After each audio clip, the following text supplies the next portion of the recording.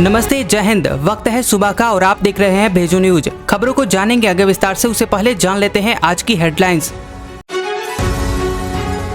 SBI ने launch किया e-rupee by SBI. Users अब यूपीआई से कर पाएंगे डिजिटल करेंसी में ट्रांजैक्शन। दिसंबर 2022 में आरबीआई ने शुरू की थी सीबीडीसी। एक देश एक चुनाव को लेकर समिति ने की चर्चा शुरू। केंद्र सरकार ने कहा, लोकसभा चुनाव समय से पहले या बाद में करवाने का इरादा नहीं। पाकिस्तान रवाना हुए बीसीसीआई अध्यक्ष और उपाध्यक्ष। मुंबई आतंकी हमले के बाद क्रिकेट डेलीगेशन का पहला दौरा। शुक्ला बोले, सिर्फ क्रिकेट पर फोकस, राजनीति नहीं। महाराष्ट्र सरकार ने मराठा आंदोलनकारियों से मांगी माफी। फडणवीस बोले, जालना में जो हुआ वह दुर्भाग्यपूर्ण। 1 सितंबर को पुलिस ने किया था लाठीचार्ज। 370 पर सुनवाई। केंद्र ने कहा, अकबर लोन माफी मांगे। सुप्रीम कोर्ट का आदेश। हलफनामे में कहें कि मेरी भारतीय संविधान में निष्ठा है। टूरिस्ट बनकर यूएस में जासूसी करते हैं चीनी नागरिक। रिपोर्ट में दावा, 100 से ज्यादा मामले सामने आए। एफबीआई डिफेंस मिनिस्ट्री अलर्ट पर। जंग के बीच यूक्रेन ने रक्षा मंत्री को हटाया। अब रुस्तम उमेरोव को मिली जिम्मेदारी। जेलेंस्की बोले, मंत्रालय को नई अप्रोच की जरूरत। चंद्रयान 3 के काउंटडाउन को आवाज देने वाली साइंटिस्ट का हुआ निधन। पहले रडार सैटेलाइट की प्रोजेक्ट डायरेक्टर रही। 39 साल से इसरो से जुड़ी थी। देश के टॉप वकील हरीश साल्वे की तीसरी शादी। ब्रिटिश मूल की ट्रीना के साथ निभाई रस्में। मुकेश अंबानी, ललित मोदी, सुनील मित्तल रहे मौजूद। कोलंबो में शिफ्ट हो सकते हैं एशिया कप के मुकाबले। शहर में बाढ़ जैसे हालात। सुपर 4 स्टेज के लिए कैंडी और दाम्बोला के ऑप्शन। एसबीआई ने लॉन्च किया ई-रूपी बाय एसबीआई। यूजर्स अब यूपीआई से कर पाएंगे डिजिटल करेंसी में ट्रांजैक्शन। दिसंबर 2022 में आरबीआई ने शुरू की थी सीबीडीसी। खबर है कि स्टेट बैंक ऑफ इंडिया ने रिजर्व बैंक ऑफ इंडिया यानी आरबीआई की डिजिटल करेंसी को यूपीआई के साथ जोड़ दिया है। इसका मतलब ये है कि अब एसबीआई के कस्टमर्स भी डिजिटल करेंसी का ट्रांजैक्शन यूपीआई के जरिए कर पाएंगे। इसके लिए यूजर्स को e rupee by SBI app download करना होगा। एसबीआई से पहले देश के 6 बड़े bank yes bank, axis bank, HDFC bank, Canara bank, Kotak Mahindra bank और बैंक ऑफ बड़ौदा ने इस सर्विस को लागू कर दिया है। आरबीआई ने पिछले साल दिसंबर में सेंट्रल बैंक डिजिटल करेंसी यानी सीबीडीसी प्रोग्राम लॉन्च किया था। एसबीआई इस प्रोग्राम के पायलट प्रोजेक्ट में जुड़े हुए बैंकों में से था। आपको बता दें कि ई-रूपी कागज करेंसी का डिजिटल रूप है जो क्रिप्टो करेंसी की तरह ब्लॉकचेन टेक्नोलॉजी पर बेस्ड है। इसकी वैल्यू भी मौजूदा करेंसी के बराबर ही होती है। यह 100 रुपए, 200 रुपए या 500 रुपए के नोट की तरह ही सरकार का एक लीगल टेंडर है। इसे कोई लेने से इनकार नहीं कर सकता है। ई-रूपी को मोबाइल वॉलेट में ही रखा जा सकता है। इसे रखने के लिए बैंक खाते की जरूरत नहीं होती है। ये 2 तरह की होती है, सीबीडीसी होलसेल और सीबीडीसी रिटेल।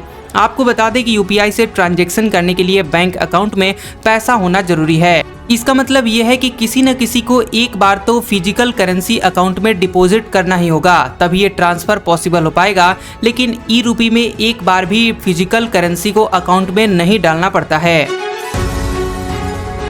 एक देश एक चुनाव को लेकर समिति ने चर्चा की शुरू। केंद्र सरकार ने कहा, लोकसभा चुनाव समय से पहले या बाद में करवाने का इरादा नहीं। खबर है कि देश में लोकसभा चुनाव समय से पहले या बाद में करवाने का सरकार का कोई इरादा नहीं है। यह बात केंद्रीय सूचना प्रसारण मंत्री अनुराग ठाकुर ने एक इंटरव्यू में कहा है। ठाकुर ने कहा कि आम चुनाव समय से पहले या बाद में करवाने का सरकार का कोई इरादा नहीं है। उन्होंने कहा कि प्रधानमंत्री नरेंद्र मोदी अपने कार्यकाल के आखिरी दिन तक देश और जनता की सेवा करना चाहते हैं। भाजपा लंबे समय से एक चुनाव के समर्थन में है। इससे धन और समय दोनों बचेगा। इसका इस्तेमाल गरीबों के लिए, देश के विकास के लिए हो सकता है। दरअसल संसद का विशेष सत्र बुलाने और एक देश एक चुनाव पर उच्च स्तरीय समिति के गठन के बाद ऐसी अटकलें बढ़ गई कि लोकसभा चुनाव समय से पहले हो सकते हैं। वहीं एक देश एक चुनाव पर रामनाथ कोविंद कमेटी ने अधिसूचना जारी होने के अगले ही दिन इस पर काम करना शुरू कर दिया है। सूत्रों के मुताबिक केंद्रीय कानून मंत्रालय के टॉप ऑफिसर्स ने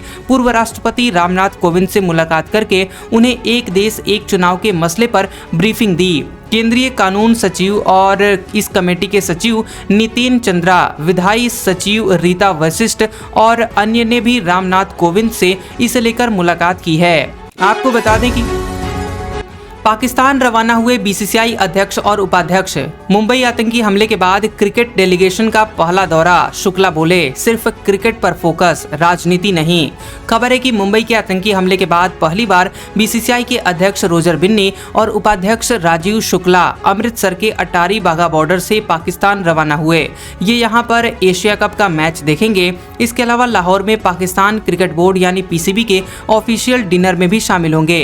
अमृतसर एयरपोर्ट पर मीडिया से बात करते हुए राजीव शुक्ला ने कहा कि वे 2 दिन पाकिस्तान में रहेंगे। पाकिस्तान एशिया कप का होस्ट है, यह क्रिकेट की विजिट है, इसलिए पूरा फोकस उसी पर रहेगा। इसमें राजनीति या कोई दूसरी चीजें नहीं है। पर पंजाब के गवर्नर ने हमारे लिए डिनर रखा है, वहां पर बांग्लादेश और अफगानिस्तान की टीमें भी होंगी। शुक्ला ने कहा, क्रिकेट अलग है। जहां तक गौरव की बात है, भारत सरकार हमें जो कहेगी वो हम वही करेंगे। शुक्ला ने भारत पाकिस्तान मैच पर कहा कि उसमें इंडिया का टोटल अच्छा था, हालांकि पाकिस्तान को खेलने का मौका नहीं मिला। अध्यक्ष रोजर बिन्नी ने कहा कि मैं आखिरी बार 2006 में पाकिस्तान गया था। उन्होंने कहा कि भारत पाकिस्तान का मैच ऑस्ट्रेलिया इंग्लैंड की एशियाई सीरीज से भी बड़ा होता है। पाकिस्तान क्रिकेट बोर्ड यानी पीसीबी द्वारा एशियाई क्रिकेट परिषद यानी एसीसी और अन्य क्रिकेट बोर्डों के सदस्यों को मेगा इवेंट में भाग लेने के लिए निमंत्रण दिया गया, जिसके बाद बिन्नी और शुक्ला पाकिस्तान की यात्रा पर रवाना हुए हैं। महाराष्ट्र सरकार ने मराठा आंदोलनकारियों से मांगी माफी। देवेंद्र फडणवीस बोले, जालना में जो हुआ वह दुर्भाग्यपूर्ण। 1 सितंबर को पुलिस ने किया था लाठीचार्ज। खबर है कि महाराष्ट्र सरकार ने जालना जिले में मराठा आरक्षण की मांग कर रहे आंदोलनकारियों पर 1 सितंबर को लाठीचार्ज के लिए माफी मांगी है। बता दें कि सोमवार को मराठा आरक्षण को लेकर कैबिनेट सब कमेटी की बैठक हुई, जिसमें CM Eknath Shinde, deputy CM Devendra Fadnavis और अजीत पवार शामिल हुए। बैठक के बाद देवेंद्र फडणवीस ने प्रेस कॉन्फ्रेंस में कहा कि जालना में जो कुछ भी हुआ वह बेहद ही दुर्भाग्यपूर्ण था। हमले में निर्दोष लोग घायल हुए हैं। मैं सरकार की ओर से माफी मांगता हूं। फडणवीस ने बताया कि सीएम एकनाथ शिंदे के नेतृत्व में हुई उच्च स्तरीय बैठक में संभाजी राजे, उदयन राजे और मराठा संगठनों के प्रतिनिधि भी शामिल रहे। फडणवीस ने कहा कि मैं महाराष्ट्र सरकार के पिछले कार्यकाल में राज्य का गृह मंत्री था। मराठा संगठनों की ओर से 2000 से अधिक विरोध प्रदर्शन किए गए थे। मैं जालना की घटना के लिए बतौर गृह मंत्री माफी मांगता हूं। बता दें कि फडणवीस ने आरोप लगाया कि घटना को लेकर अब सियासत शुरू हो गई है और पूरे मामले पर राजनीति की रोटियां भी सेकी जा रही है। जालना में हिंसा को लेकर राज्य सरकार के खिलाफ एक नैरेटिव सेट किया जा रहा है। यह बताने का प्रयास किया जा रहा है कि राज्य सरकार ने लाठी चार्ज करने का निर्देश दिया था, लेकिन मैं स्पष्ट करना चाहता हूं कि सरकार की ओर से ऐसा कोई भी निर्देश नहीं दिया गया था। इसे एसपी स्तर के अधिकारी दे सकते हैं। सीएम एकनाथ शिंदे ने प्रदर्शनकारियों से धैर्य रखने का अनुरोध करते हुए कहा कि हम सब आपके साथ हैं। प्रदर्शनकारी आरक्षण पर राजनीति करने वालों से सावधान रहें। जालना में पुलिस विभाग में कई बदलाव किए जा रहे हैं। लाठी चार्ज की जांच की जा रही है और जो भी इसके लिए जिम्मेदार है उन पर कार्रवाई की जाएगी। धारा 370 पर सुनवाई। केंद्र ने कहा, अकबर लोन माफी मांगे। सुप्रीम कोर्ट का आदेश। हलफनामे में कहें कि मेरी भारतीय संविधान में निष्ठा है। खबर है कि सुप्रीम कोर्ट में आर्टिकल 370 पर 15वें दिन की सुनवाई हुई। इस दौरान केंद्र सरकार ने मांग की कि नेशनल कॉन्फ्रेंस मोहम्मद अकबर लोन माफी मांगे। उन्होंने 2018 में जम्मू कश्मीर विधानसभा में पाकिस्तान जिंदाबाद के नारे लगाए थे। इस पर सुप्रीम कोर्ट ने आदेश दिया कि मोहम्मद अकबर लोन हलफनामा यानी एफिडेविट दायर करें। इसमें बताएं कि उनकी भारतीय संविधान में निष्ठा है। वहीं कपिल सिब्बल ने कहा कि वे व्यक्तिगत रूप से नेशनल कॉन्फ्रेंस के नेता मोहम्मद अकबर लोन द्वारा 2018 में जम्मू कश्मीर विधानसभा में कही गई बातों से सहमत नहीं हैं। CJI DY Chandrachud, justice Sanjay Kishan Kaul, justice Sanjiv Khanna, justice BR Gavai और जस्टिस सूर्यकांत की बेंच इस मामले में सुनवाई कर रही है। सरकार की तरफ से सॉलिसिटर जनरल तुषार मेहता पैरवी कर रहे हैं। आपको बता दें कि कश्मीरी पंडितों ने 3 सितंबर को सुप्रीम कोर्ट में याचिका दायर की थी, जिसमें याचिकाकर्ता लोन पर सवाल उठाए गए थे। बता दें कि रूट्स इन कश्मीर संगठन ने दावा किया था कि लोन घोषित तौर पर पाकिस्तान का समर्थन करते हैं। वो विधानसभा में पाकिस्तान के समर्थन में नारे लगा चुके हैं। टूरिस्ट बनकर यूएस में जासूसी करते हैं चीनी नागरिक। रिपोर्ट में दावा 100 से ज्यादा मामले सामने आए। FBI डिफेंस मिनिस्ट्री अलर्ट पर।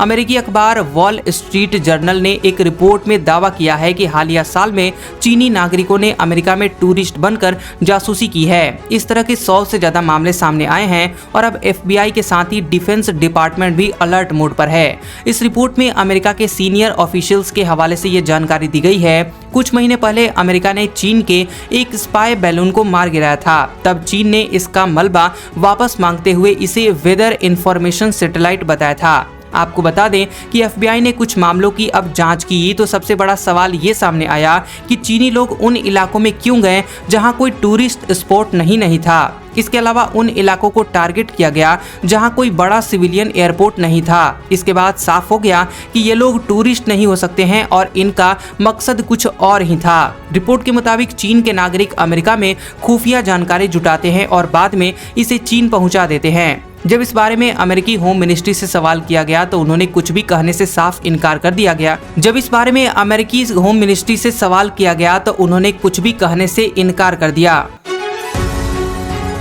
जंग के बीच यूक्रेन ने रक्षा मंत्री को हटाया, अब रुस्तम उमेरोव को मिली जिम्मेदारी। जेलेंस्की बोले, मंत्रालय को नई अप्रोच की जरूरत। खबरें कि सेना में भ्रष्टाचार के बीच यूक्रेन के राष्ट्रपति वोलोदिमीर जेलेंस्की ने अपने रक्षा मंत्री ओलेक्सी रेजनिकोव को हटा दिया है। ओलेक्सी रेजनिकोव जंग शुरू होने के 3 महीने पहले नवंबर 2021 में ही यूक्रेन के रक्षा मंत्री बने थे। उनकी जगह पर अब क्रीमियन तातार मूल के पूर्व सांसद रुस्तम उमेरोव लेंगे। जेलेंस्की ने इसकी घोषणा टेलीग्राम अकाउंट पर की है। उन्होंने कहा कि रेजनिकोव ने जंग के 550 दिनों तक मंत्रालय को संभाला है। अब मिनिस्ट्री को नई अप्रोच की जरूरत है। रेजनिकोव के नेतृत्व में यूक्रेन को रूस का सामना करने के लिए पश्चिमी देशों से खूब मदद मिली है। 41 साल की उमेरोव यूक्रेन में विपक्षी पार्टी होलोस के नेता हैं। वो रूस के 7 युद्ध बंदियों, आम लोगों और बच्चों की अदला बदली करवाने में शामिल रह चुके हैं। उन्होंने रूस के कब्जे वाले यूक्रेनी इलाकों से लोगों को निकलवाने में भी अहम भूमिका निभाई थी।